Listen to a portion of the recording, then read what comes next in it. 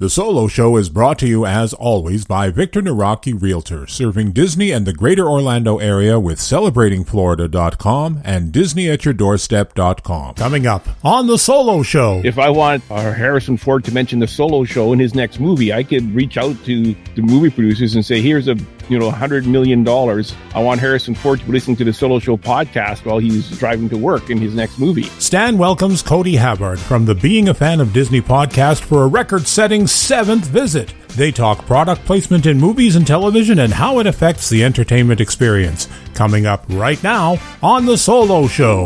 Hello, I'm Realtor Victor Naraki, and at one time I had created a search for you online for homes near Disney World. I wanted to take a moment to introduce you to my brand new website. Same name, new functionality, celebratingflorida.com.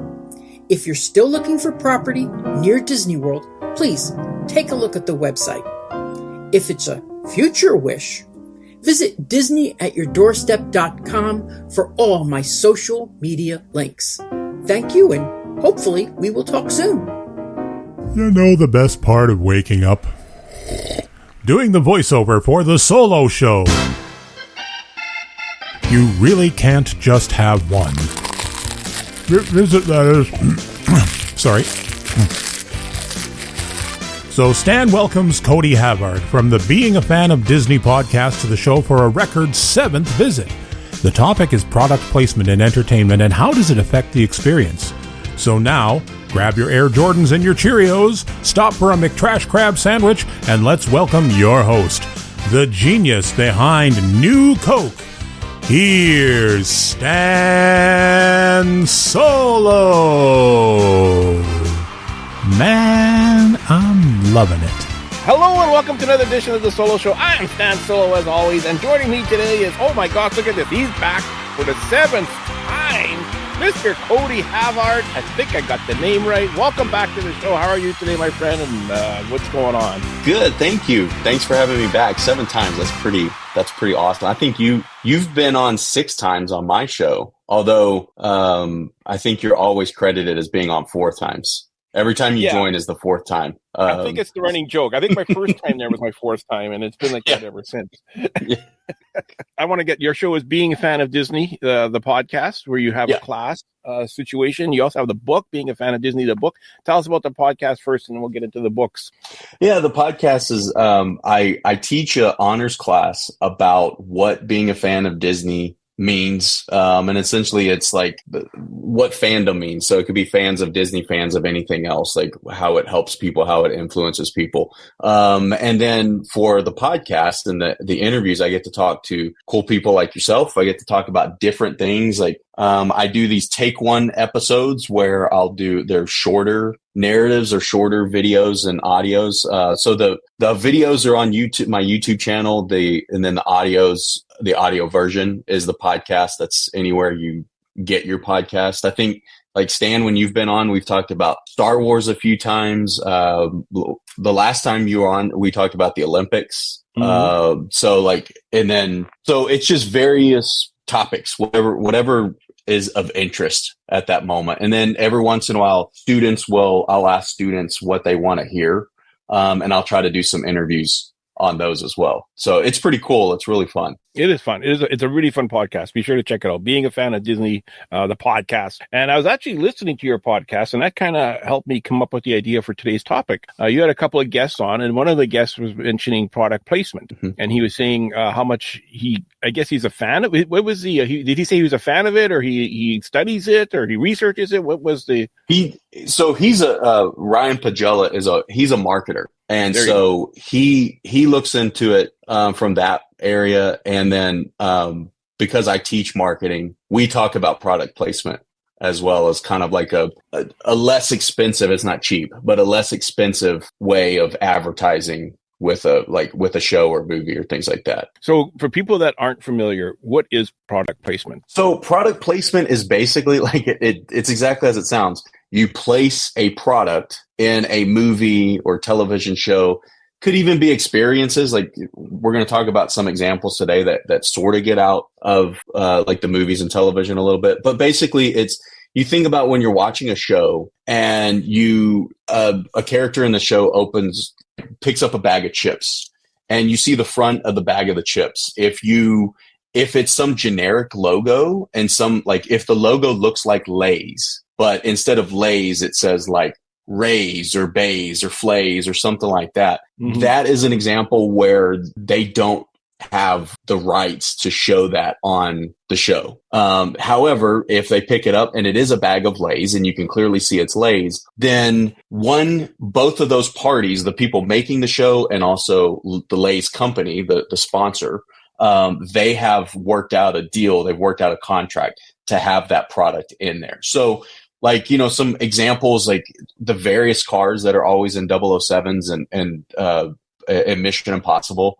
like those two movies have a lot of like kind of newer brands that will be in those. So those, like when you see the main person in Mission Impossible driving a really cool car, that's probably a newer car that's coming out, and they've worked out some type of deal where they're using the movie to kind of advertise for that new automobile. Yeah. So it could be like big luxury items that are placed in these things, or it could be, like you said, potato chips. Yeah. It could basically anything. So, I mean, if I want Harrison Ford to mention the Solo Show in his next movie, I could reach out to the movie producers and say, here's $100 million. I want Harrison Ford to be listening to the Solo Show podcast while he's driving to work in his next movie. Yeah. Yeah. And there's also some really cool examples of something called ambush marketing. That's a little bit different, but like, I'll give a real quick example. Ambush marketing is basically when you get your product seen on something that you haven't paid for. So it's frowned upon. But like, so for your example, let's say like you wanted Harrison Ford to be associated with the Solo Show. Like you knew somebody who was on the production crew of his next movie, and just in the back of some scene, like there's a random like Solo Show sticker like on the wall that happens to like get in the final cut of the film.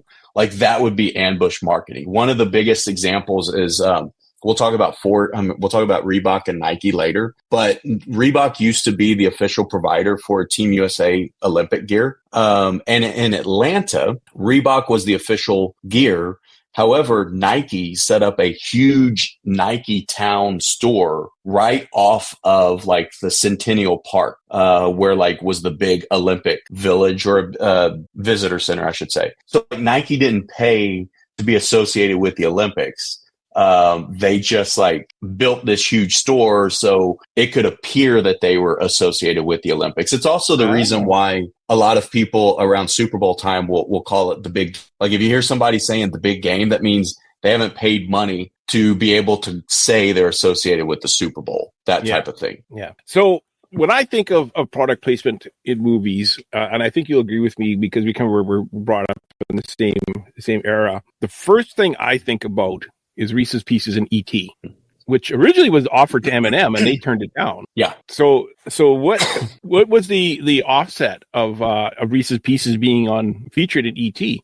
So, the story goes, at least because let's see, Hershey, Mars owns M&M's. Mars did not want M&M's to be in the movie. So Hershey ended up paying the money. And I think we said it was $1 million. That's why research came up with $1 million. Yeah. And, so they, they ended up getting Reese's in the movie. Reese's Pieces at that time were really, really struggling as a candy line. And reportedly, like Hershey was thinking about taking them off the line, not producing them anymore. And then the inclusion in E.T. really, really helped their sales. That's the reason I eat Reese's Pieces today is seeing it in that movie. And I think you found some data on their sales, didn't you? Yeah. So I kind of was trying to find some research on it, and I'm getting mixed information. So it was between 65 to 85%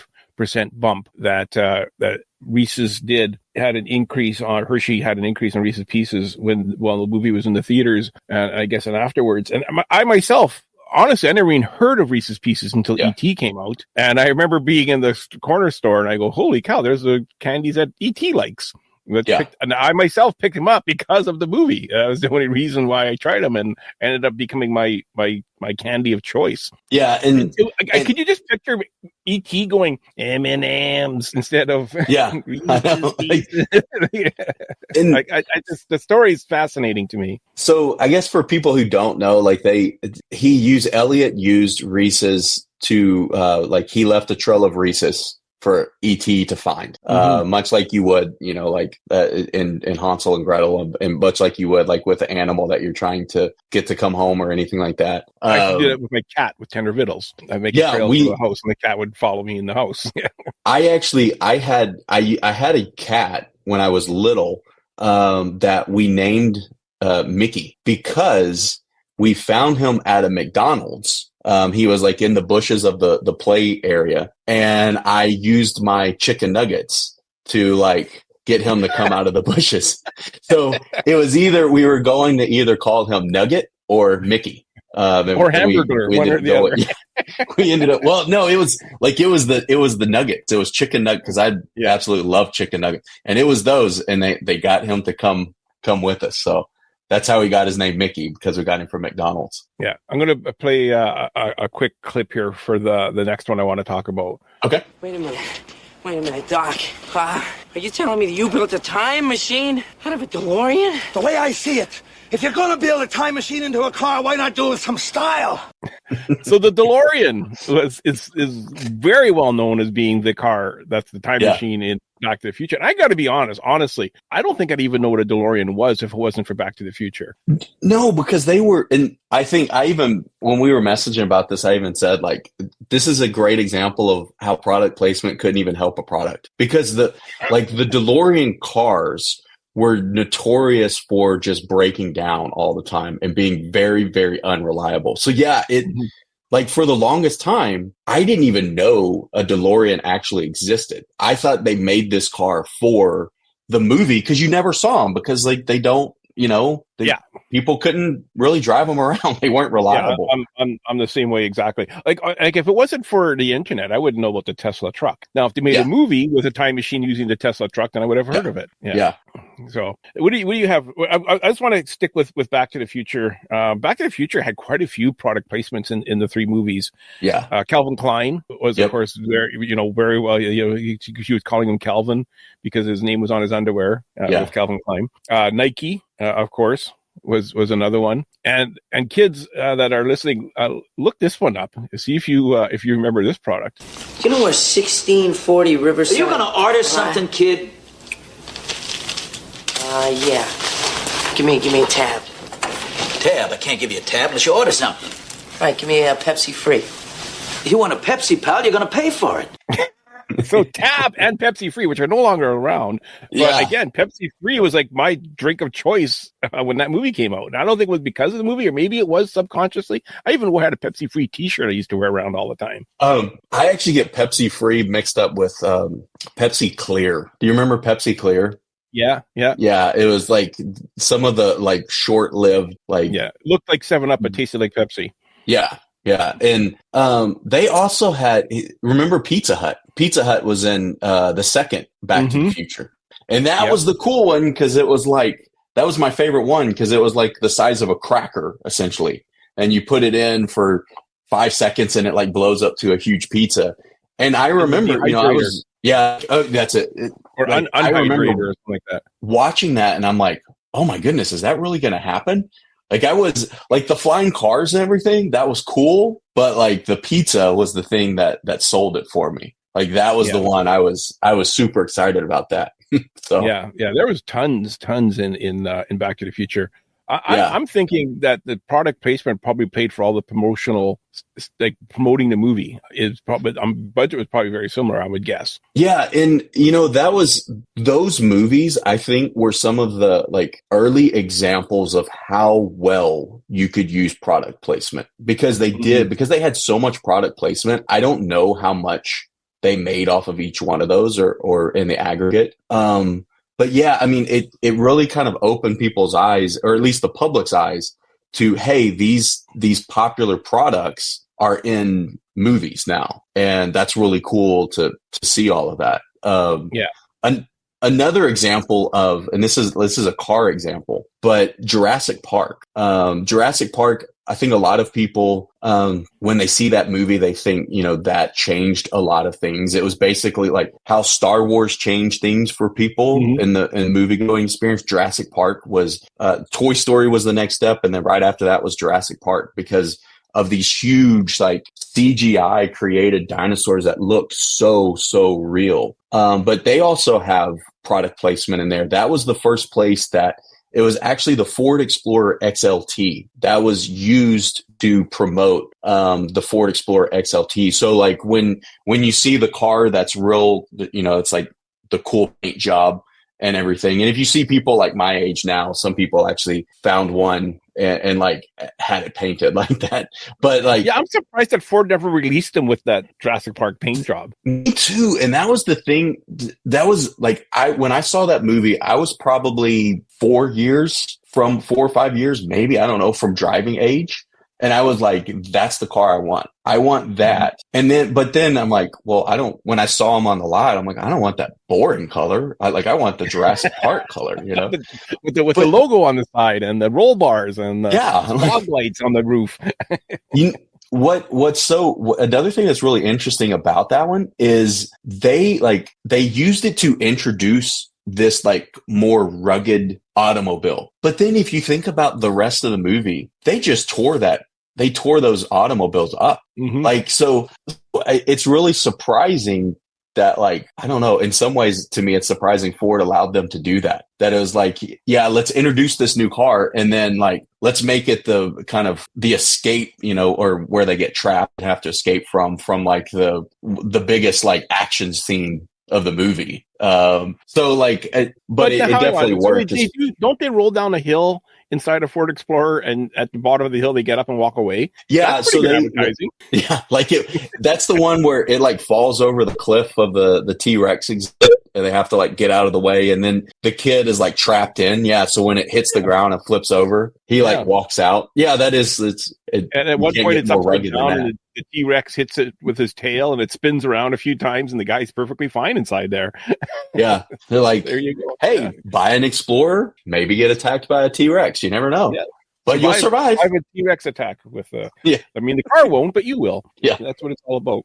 Speaking of cars, James Bond is pretty much known to drive an Aston Martin until GoldenEye came out, and Q introduced this new car. Your new BMW 750. All the usual refinements, machine guns, rockets, the GPS tracking system. Welcome. Please fasten seatbelt and obey all instructions for a safe trip. Thought you'd pay more attention to a female voice. So it turns out that the BMWs didn't come with the standard issued machine guns like the James Bond one did. Yeah. But BMW paid $3 million nice. to the studio in order for Bond to give up on his Aston Martin and switch over to a BMW. Yeah, and a really cool thing, like I'm doing a lot of reading about the 1964 World's Fair right now, and they had an Aston Martin from 007 in the second year of that World's Fair. And so it was so like closely tied to the movie franchise. So for BMW to be able to kind of move in on that territory, that's really, really impressive. And also, I don't know what Aston Martin was paying for their product placement, but BMW definitely pulled a coup right there to be able to get in on the 007. Because correct me if I'm wrong, since then, I mean, there have been other cars in 007, right? But yeah, I think BMWs they've been in them the most since then, haven't they? I think so, yeah. I remember a friend of mine, he actually won a BMW sports car. I think it was the Coup, the two-seater. Okay. And then they had him in the local paper, and they were interviewing him, and he says, and they asked him if he's going to sell the car or keep it. And he says, "Are you kidding? I'm going to keep it. The same car that James Bond drives?" Was this quote. So yeah, that's cool. Known for that. How about Toy Story? So Toy Story is such an interesting story, pun intended, I guess, that it's interesting on many levels. One, Disney was not sure how it was going to go. They had a distribution deal with Pixar to release it. So the first Toy Story is actually like Disney Toy Story presented by Pixar or something like that. But they weren't really sure how well it was going to be received. So they actually didn't start making toys to sell in stores until like a month or two before the release. So when the movie came out, there were still a lot of the Toy Story toys.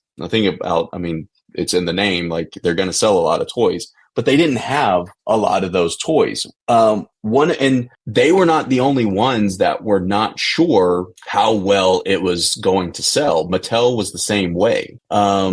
In the first Toy Story, at least the story goes that they wanted the creators wanted Barbie to actually be kind of the quasi love interest, like Bo Peep is. Mattel wouldn't allow them to use Barbie in the first Toy Story because they weren't sure how the movie was going to perform. So Pixar ended up creating Bo Peep. Bo Peep has stayed in and is, become an integral part of many of the storylines. But because of the success of the first one, in Toy Story 2, Mattel actually allowed, and they had a deal with Pixar to allow Barbie to be used. And what's really interesting about that is some people see it as a missed opportunity that it wasn't in Toy Story 1. However, the fact that it wasn't in Toy Story 1, when they showed up in Toy Story 2, it was Barbie, it was multiple Barbies, but it was Barbie, it was Ken, it was the Dream House. Like they had so much product in there from the Barbie franchise that in a way it was really, really good for them to not be in the first Toy Story, because in the first Toy Story, the original idea was apparently she was going to be, like I said, sort of that quasi love interest. So by not allowing her to be sort of pigeonholed in that first movie, they were able to show off so much more of their products in Toy Story 2 and beyond. Excuse me, ladies. Does anyone know where we might find the Owl of Elle's Toy Barn? I can help. I'm tour guide Barbie. Please keep your hands, arms, and accessories inside the car and no flash photography. Thank you. There you go.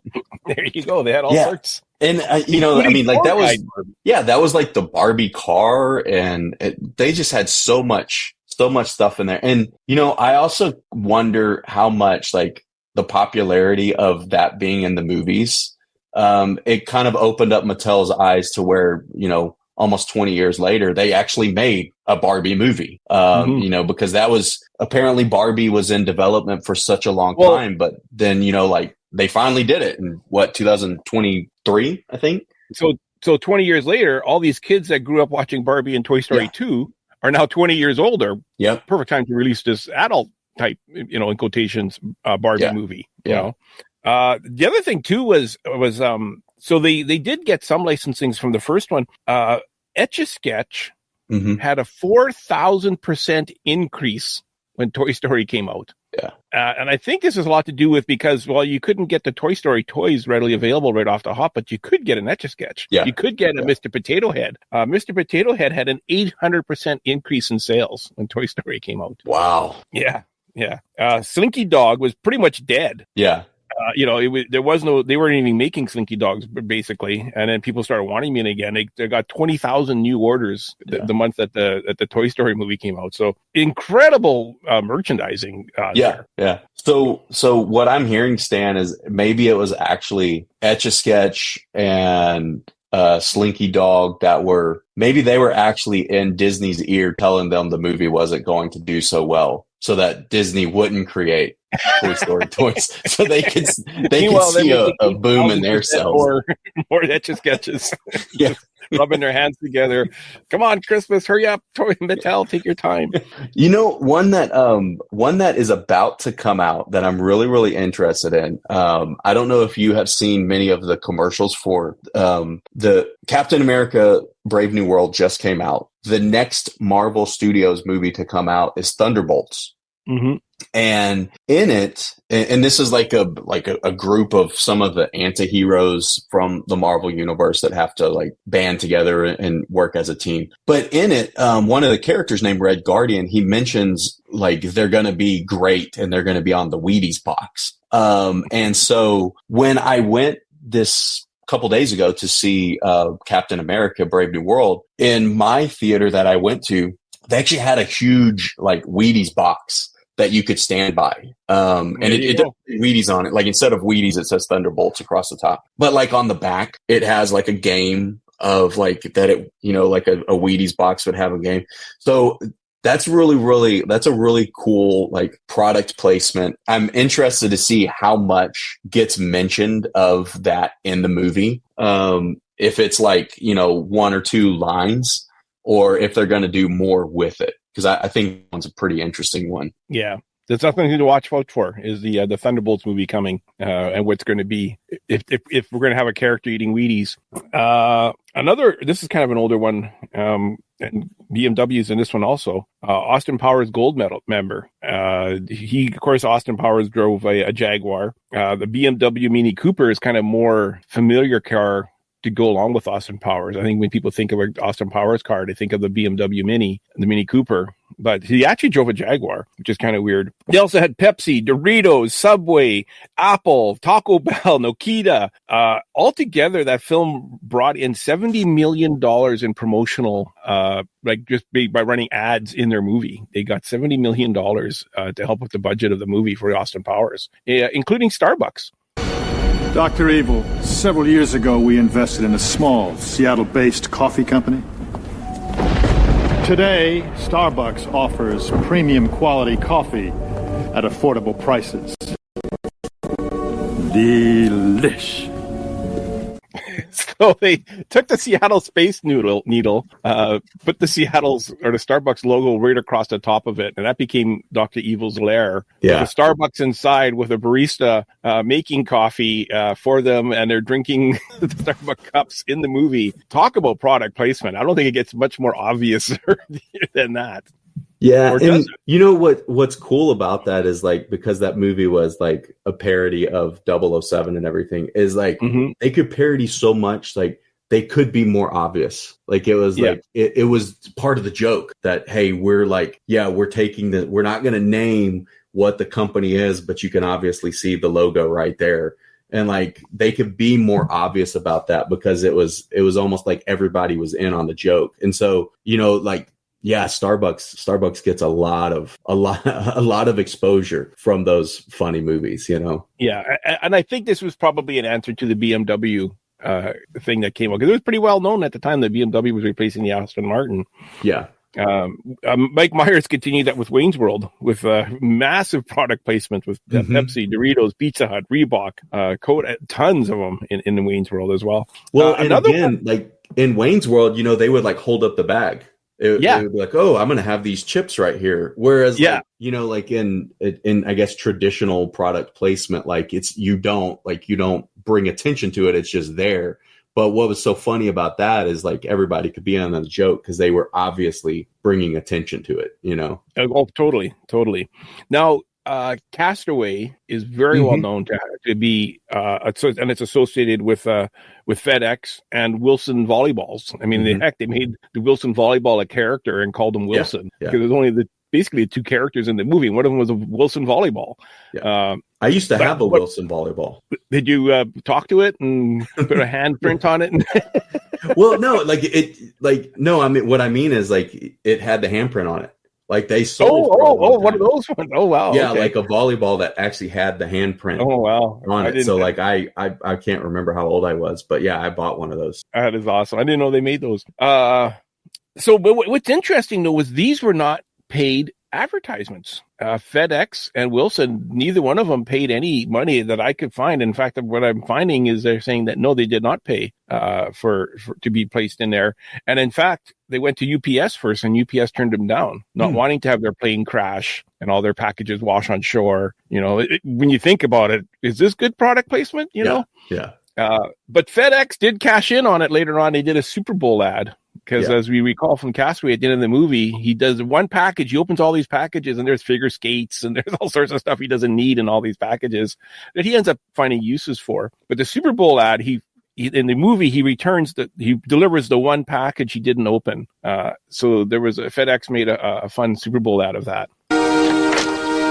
Hi. I was marooned on an island for 5 years with this package, and I swore that I would deliver it to you because I work for FedEx. That's very admirable. Thank you. Hey, but by the way, what's in the package? Nothing really. Just a satellite phone, GPS locator, fishing rod, water purifier, and some seeds. Just silly stuff. Thank you again. You keep up the good work. So kudos on FedEx for having a sense of humor with that. Of course, in the movie, we never find out what was in that final package. Yeah, it's and also like what was that woman planning to do? Why did she have all that in the package? what was her plan? Her plan was to be marooned on an island. Yeah, like, just water in case. Purifier, the satellite phone, and the seeds. Do we want to switch over? Well, the McDonald's is not absent from advertising in movies. We kind of talked beforehand about the Flintstones movie. McDonald's was prominently featured in that.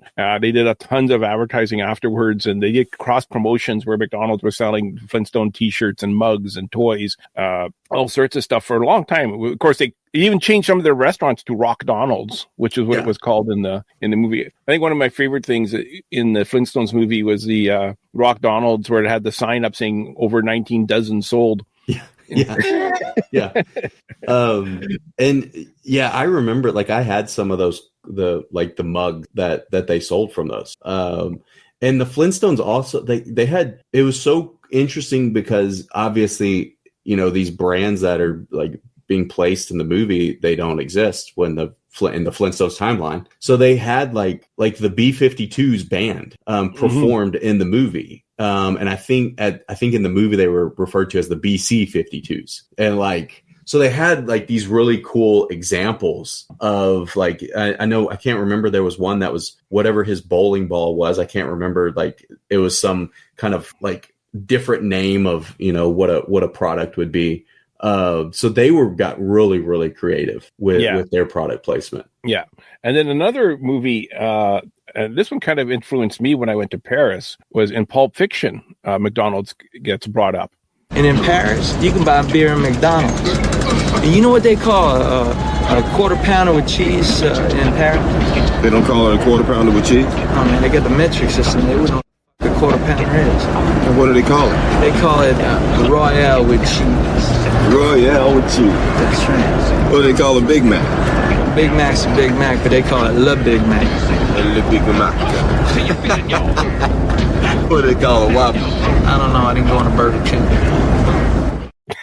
So McDonald's didn't pay for that little thing there. Neither did Burger King, obviously. Yeah. But when I went to Paris, I had to go to McDonald's and get a Royale with cheese just to see if it was on the menu. Yeah. So it worked very well. Did they sell beer at McDonald's? Did you see that? I don't really drink beer, and it was in the Disney park. It was like a Disney. It was in their downtown Disney. So maybe they did. I don't know. They did sell what are those little cookies? They had like a whole separate French cookies. Yeah, I can't remember the name of them now. I know what you're talking about. Like they're little, they're almost like little cakes. Yeah. They had like a separate case for that. But so in Israel, they actually, even though McDonald's says no, we're not going to pay to be placed in Pulp Fiction, they took advantage of it in Israel and recreated the movie. You know what they call a quarter pounder in Israel? No. McRoyale. A McRoyale. That's right. Hey, guess what they call the pita bread with turkey meat? What? McShawarma. A McShawarma. Yeah. So a guy just walks into McDonald's and says, I'll have a McShawarma, please? Yeah, but they don't say please in Israel, all right? New McDonald's, McShawarma, 100% turkey meat with pickles and tahini. So they weren't opposed to taking advantage of the commercial they didn't want. So they still made a commercial of it anyways. Yeah. Do you have any more movies? I do have one. Okay.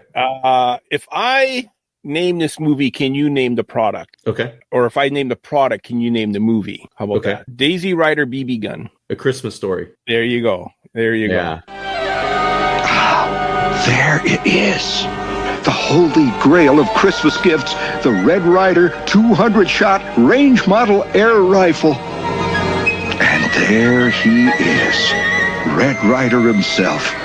In his hand was the knurled stock of as coolly deadly looking a piece of weaponry as ever I had laid eyes on. So, an interesting story with this one. So Daisy didn't pay to be in this movie. It was originally the writer or the author he wrote it in his original stories because it's a series of stories. Ralphie says Daisy or Red Ryder rifle 28 times in the movie. Yeah, he wrote the movie, so it's in there a lot. So Gene Shepard wrote the stories, but what he got wrong is the Daisy Red Ryder BB gun never had a compass or a sundial on the stock. Yeah, it was actually the Buck Jones BB gun that had that.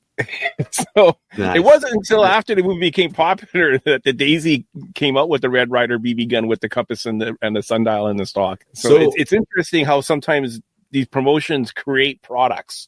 Yeah. You know? And I actually had a Red Ryder BB gun growing up. And I lived in the country, and we had like 50 something acres where like cattle and everything would be.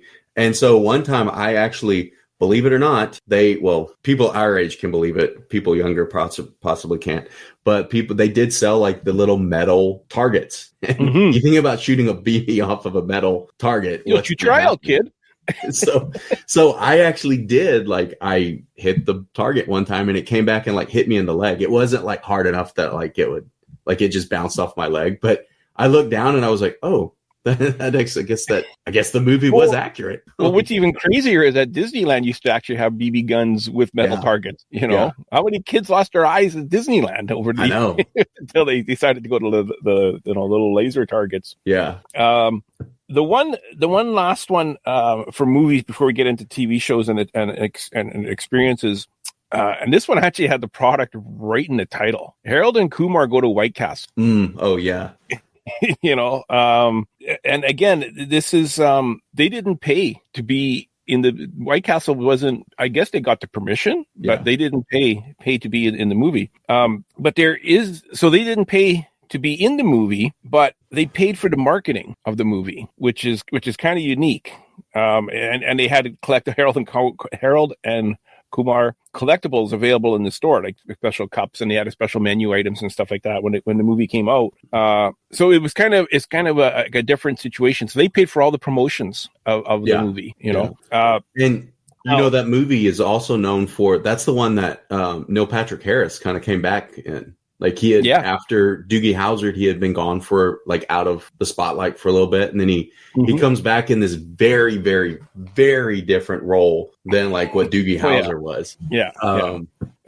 So what was interesting though, is the movie really helped White Castle though. Their sales they were having slight increases in sales already. So they were up 3% the previous year in July 2023. And the movie came out in July 2024. They shot up 30% that year in sales over the previous year. Yeah. So yeah, that was a product placement that was very successful. And you know, one thing I quickly want to say, like at the beginning when we were talking about what product placement is, another thing that, so people understand like why product placement is so important, is it's less intrusive than commercials. So like if you're watching television and you have to go through a commercial break, or now if you're watching any of these streaming services and you have like the ad supported tier, you know, even during movies, you have to go to these commercial breaks. Like people would use product placement, obviously in movies because there were no commercials, but they even started using them in television shows because they were less intrusive and they were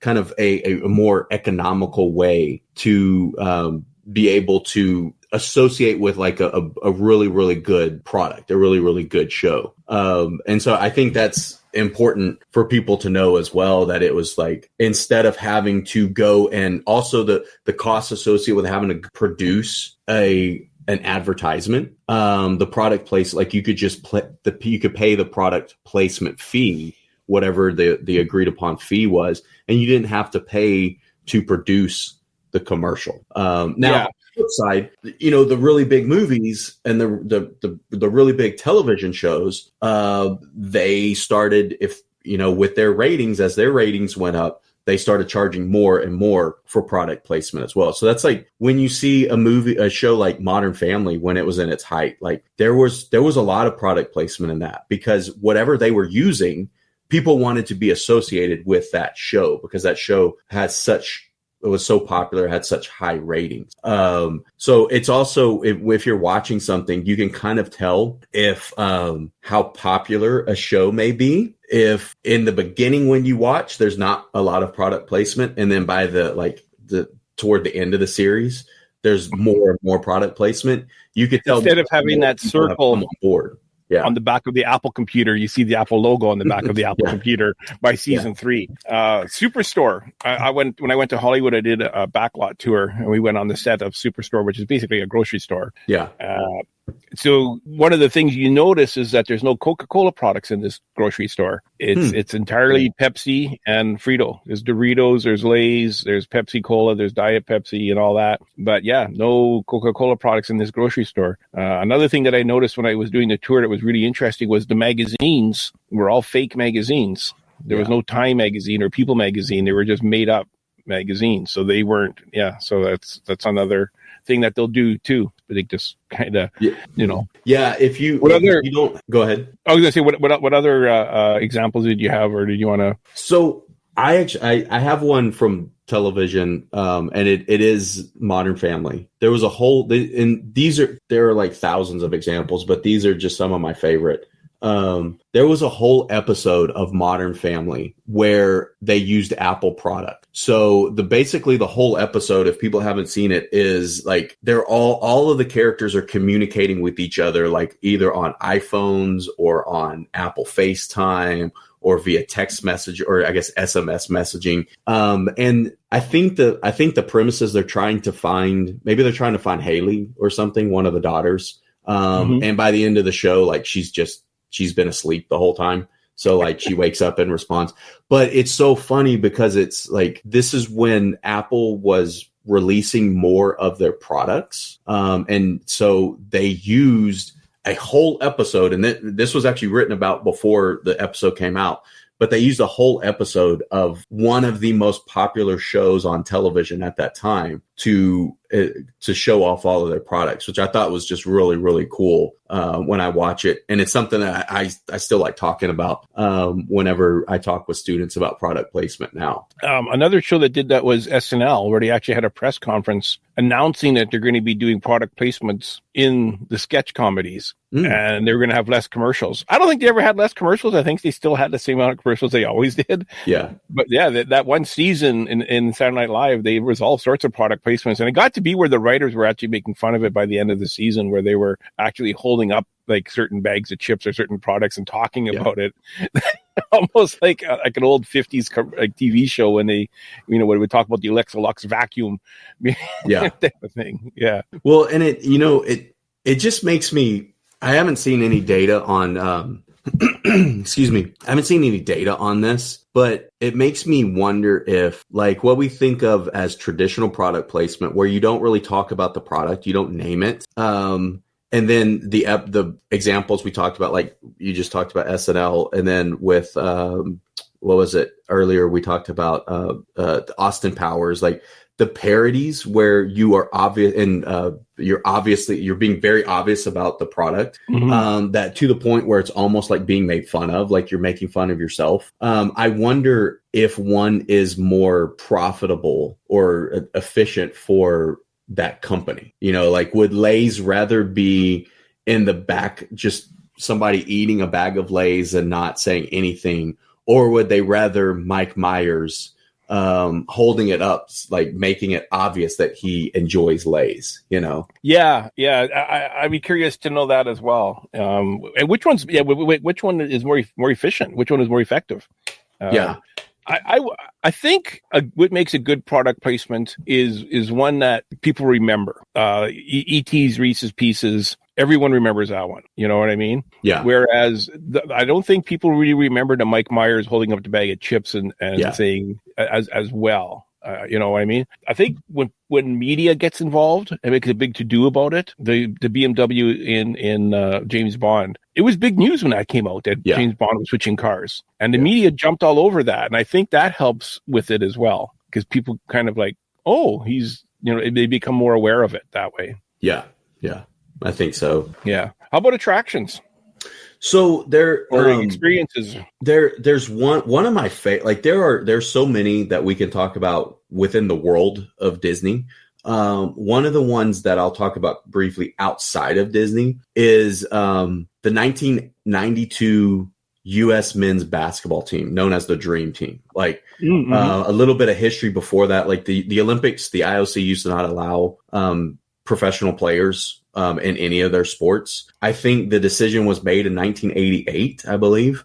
The viewership of the Olympics was decreasing year over year, or I guess Olympics over Olympiad, I should say. And so the IOC made the decision that in order to increase viewership, they needed to allow professional athletes to play, at least in certain sports. So essentially what they did is they allowed each governing body to decide what their rules on amateurism is. And so FIBA, the governing body, the international governing body for basketball, was one of the first ones to say professional athletes can play. That's what led to what many people know of as the Dream Team in 1992, where, and I mean, the stats on these players, this was like the Jordan, Johnson, Bird, Barkley, David Robinson. There were so many.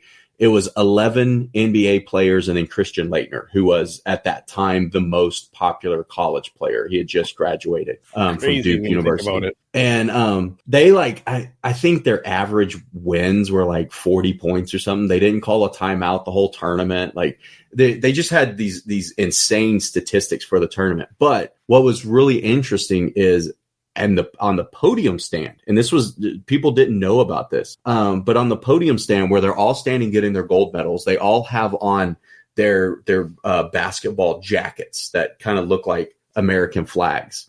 Charles Barkley, Magic Johnson, and Michael Jordan all had an American flag actually draped over a portion of their jacket. And that's people very didn't patriotic of them. I know, that's what, like, people didn't know why. They're like, oh, that's really, really patriotic. Look at those guys. What it was is the American flags were actually covering up the Reebok logo on their jackets, because those three athletes had really, really big Nike contract. Yeah. And the rules were like, during the games, Reebok was the official provider of the uniform. So during the games, they had to wear the Reebok uniforms, but afterwards they didn't have to show off Reebok. And so when given the opportunity, they covered up the Reebok. They didn't show the Nike logo, but they showed the Reebok logo by having it covered up. And then, as I said, that was 92, 96, the very next Summer Olympics, is one of the biggest examples of ambush marketing, when Nike built the Nike Town right beside or close to the Olympic visitor center in Atlanta. And so after that, the IOC actually, because of events like those, the IOC actually started to crack down more on ambush marketing to protect their corporate partners. Yeah. So Nike was sponsoring a part of the Olympic Village and make it look like they're an official Olympic sponsor, which they weren't. Yeah. Sports is a whole new ball of wax when it comes to product placement. I mean, you look at Gatorade being on the sidelines of baseball, football, hockey, name any sport there, that's the drink. Now the NHL has switched over to a new sports drink. Honestly, I can't remember. I think it's Prime, I believe. Yeah, I think so. Yeah. There is all sorts of product placements in sport. Let's look at the ice. Let's look at the fences. Look at the boards. And how much NASCAR? Oh my gosh. Yeah, I mean, NASCAR is all like those are just traveling billboards. That travel. And they're on TV for 3.5 hours, or however long a race is.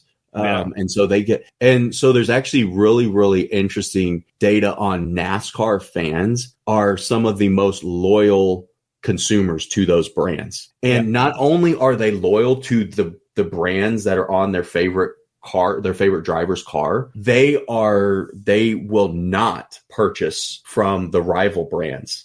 So like if whatever driver is driving the Lowe's car, if that's their favorite driver, they will only shop at Lowe's. They will not shop at Home Depot unless if they can absolutely have control over it. I know a guy that's a big fan, and I guess Philips sponsors some driver, or one of their side companies sponsors some driver. Well, he needs a mask, a CPAP mask to sleep in order to, almost to live. Yeah. All the masks don't work for him except for the Philips one. And it kills him to have to wear. Because when you have a CPAP mask, I mean, there's only two companies. And the Philips one is the one that works for him, just because of the shape of his face. But yeah, it kills him to have to purchase a Philips product. Yeah.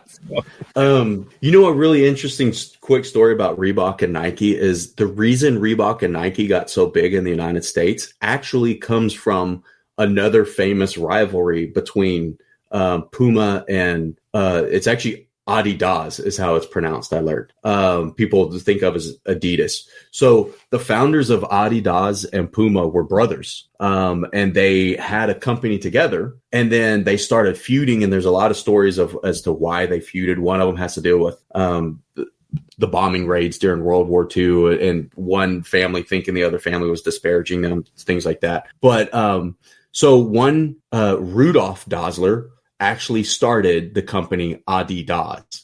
So that's why it's called, because his nickname was Adi. Adolf Dassler, his nickname was Adi. So he called his company Adidas. And then Rudolf Dassler started Puma. And it literally is, it was this one town, and I can't pronounce it, so I'm not going to try, but it was this one town in Germany where on one side of the river was the Adidas factory and headquarters, and on the other side was the Puma factory and kind of like the Twix factories. So that's what I was going to say. I've never seen anything that Twix borrowed that idea, but I think they did, for those commercials where it's the right Twix versus left Twix, because there is this town in Germany where this intense rivalry is still alive today. And it's depending on what side of the town you're from, you would wear Adidas or you would wear Puma. And so because those two companies were so focused on each other, they essentially ignored Nike, which was a small startup company at the time. They ignored what they were doing in the United States and ignored what Reebok was doing. And so Reebok and Nike were really able to kind of corner a lot of the running market and workout market in the United States until Puma and Adidas kind of worked out their problems and then started focusing on the United States as well. Wow. Crazy. And the money involved is insane in these things. Yeah. So a couple just to go over real quick before we run out of time. The 1964 World's Fair is famous for so many different things. But specific to Disney, a lot of people know that's where Carousel of Progress came from the General Electric's pavilion. That's where we got from the Pepsi UNESCO pavilion is where we got It's a Small World. The Illinois pavilion is where we got Great Moments with Mr. Lincoln. But one of the pavilions that and the reason we know about those is because they took those attractions out of the pavilion when the World's Fair closed, and they moved them to Disneyland and then Carousel of Progress to Walt Disney World. But one that didn't get moved was Ford's Magic Skyway. That was actually people would ride a Ford Mustang. Ford Motor Company introduced the Mustang at the 1964 World's Fair. And reportedly the sales of the Mustang is really one of the things that helped save the Ford Motor Company at that time. But people would ride in a convertible Ford Mustang through this Magic Skyway, which essentially was at Epcot. Some of the idea for the original World of Motion at Epcot came from this. People would ride through these dioramas of different things, from the past to into the future. And so they took some ideas for like I said, World of Motion at Epcot and also Horizons at Epcot, some of those ideas. But also, if you look at, because Ford did not want them to take that attraction to Disneyland, that's why a lot of these ideas were used in other parks. But if you ride the Disneyland Railroad, you actually do see the prehistoric diorama, where that one that you ride through where you see the dinosaurs battling. That was one of the things they were able to take from Ford's Magic Skyway. What's interesting about that is that's a slow moving attraction. Yeah. And when you think about the Ford Mustang, when you think slow or do you think speed? Yeah. Yeah. So you kind of have to wonder about the marketing idea behind that one. You look at Test Track and it's sponsored by GM or Chevy. I think GM. now it's GM, right? Yeah. Yeah. I mean, that would have made more sense. Well, and you remember when Test Track first opened, because at that time, and they had crash test dummies. Mm-hmm. They had walking around crash test dummies. And they took advantage of, because at that time that was Chevy, right? I can't remember who first. I think it was GM all along. Okay, GM. I think so. They actually they sold toys of crash test dummies. They had a cartoon that came on like Saturday mornings in the United States of crash test dummies. Like they really took advantage of this relationship that they had. I'm talking about the car company took advantage of this relationship. And then eventually you got to see crash test dummies walking around in the Disney park or in Epcot, which was pretty cool. And not only that, as you exited the attraction, there was the cars available for you to look at and check out and pose beside. And I mean, I don't think I've ever thought about buying a car because I rode an attraction, but maybe some people have. Yeah. I don't know. One thing that people, and one thing I was going to mention from one of your last episodes you did, because somebody mentioned that, like, have you ever bought something because you went to, like, have you ever bought a GE product because you've gone to the Carousel of Progress? Yeah. Not necessarily, but people like those, like I talked about, those NASCAR fans. There are people that they may not buy a GE product, but they unless they need one, if they need a new refrigerator, and there's the option of GE and LG or so whatever the opposing company is, they're more likely to go with that GE product if they have strong enough attachment to something. And the Carousel of Progress was very heavy with GE. Yeah. Quiet sport. I play the lead role in one of the most fascinating shows at Disneyland, the General Electric Carousel of Progress, a 4-act play which tells the story of progress through electricity since the turn of the century. And who knows more about progress than General Electric? Who knows more about progress than General Electric? There you go. And they even changed the theme song for a little bit because GE wanted to introduce more product or newer products. And then they ended up going back to some of the more original. Do you have any more examples? Great Big I have one more example. They changed it to now is the time. Yeah. Because they wanted people to think that now is the time to get a GE product, not tomorrow. Yeah. You have one more example. Okay, we have one more example, and we're gonna have to pass it off to Ken. Okay. I'm not paying Ken overtime. The one of the coolest Figment, for people who've listened to Being a Fan of Disney, the podcast, they probably heard me talk about Figment being my favorite character. He is the purple dragon in the Imagination Pavilion. Really, really cool history about him. When he was being developed, he was a green dragon, not a purple and pink dragon.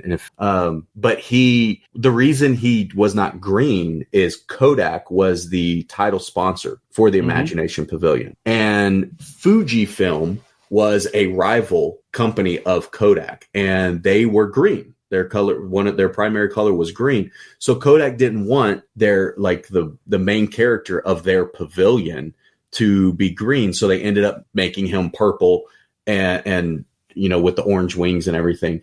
And then if you look at some of the older pictures of him, or some of the pictures even now that he's wearing the sweater, that's the yellow sweater with orange or what colors or red colors on it.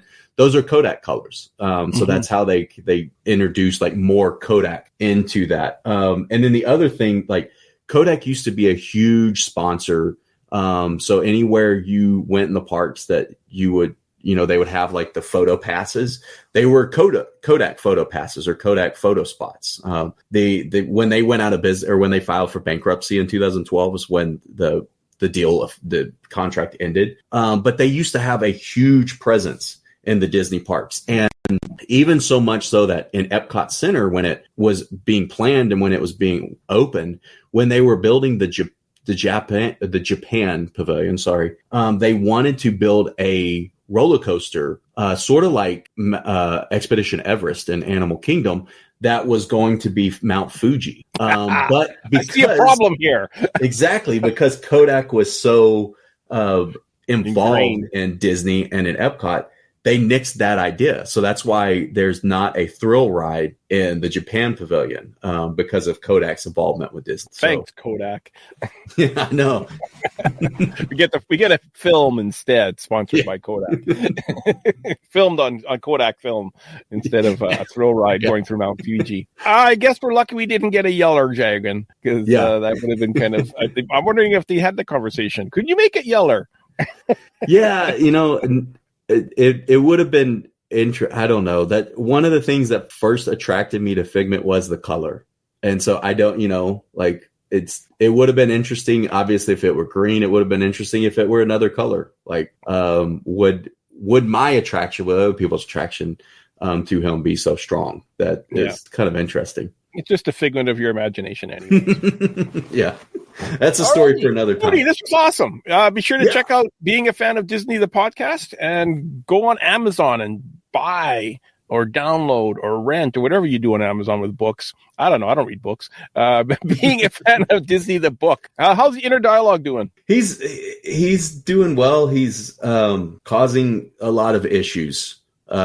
He keeps trying to get on shows. He keeps trying to do his own episode. I keep trying to push back, but the resistance is growing. The resistance is futile, I think. So in the future, there might be an episode hosted by Inner Dialogue. We'll see. He messages me every day asking to be on. I just delete him now. I don't even look. I'm sorry. Oh, and I'm also sorry. I am now aware that he threatened you or promised you payment for saying he should be on the show more. I had nothing to do with that. I apologize. I've made it abundantly clear to him that he cannot do that anymore. So my apologies, Stan. I figured as much. He's like a gremlin. He's just looking to cause trouble. Alrighty, Ken, I want you to take it away, and after that, contact Harrison Ford's people. We want a product placement of the Solo Show in the next Harrison Ford movie. Yeah, I know. I realize he said $100 million, but that's way out of our budget. Well, how would you feel about $1.50? How about a couple of coupons for some Mickey bars and Dole Whip? Come on, you got to meet me somewhere. I'm working on it, Stan. I'm working on it. If you have a brilliant idea for a future edition of The Solo Show and would like to take your turn in the guest host's chair, then drop us an email at thesoloshow01@gmail.com. Tell us about your idea for a show and we'll contact you about a date and a time for you to join us. If you would just like to keep the conversation going or have a comment about a previous show, then visit us on Facebook at The Solo Show. Don't forget to join us on YouTube, like us and subscribe to the channel, and don't forget to hit the notification bell so you'll never miss a new show. All logos, songs, music, and sounds that are made by and for Disney and its affiliates are owned by the Disney Corporation and are not, nor are they intended to be owned by the Solo Show podcast. We hope you enjoyed the show. Thanks for listening, and bye for now.